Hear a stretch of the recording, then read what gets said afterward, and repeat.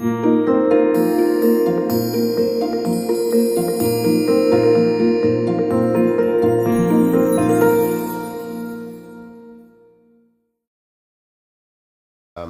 first show is kind of about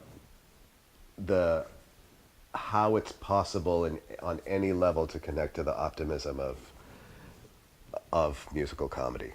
And is it possible, and can it be restated in terms that make some sense to me and to people like me in my generation or our generation, and those a little above and below. I wanted it to be a little bit less American Songbook and a little bit more from the period of the musical where people were a little bit more disillusioned and or kind of escaping from the conventions. So those were the songs that were popular when I was a little kid. Born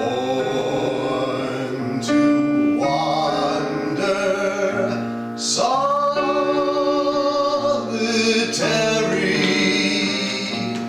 wide my world,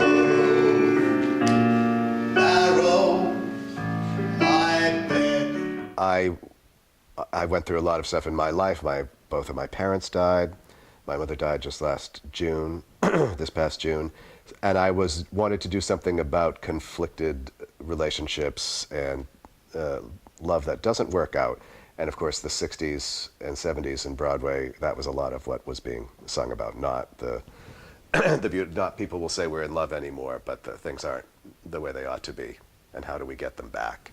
So that was how I was feeling, and I thought it would be a good way for me to push what I was doing to use somewhat more recent music, but also to use something a little less optimistic and a little less cheerful.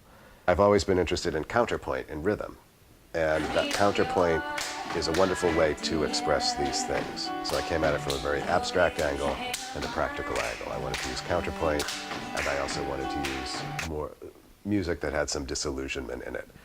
Through that hole.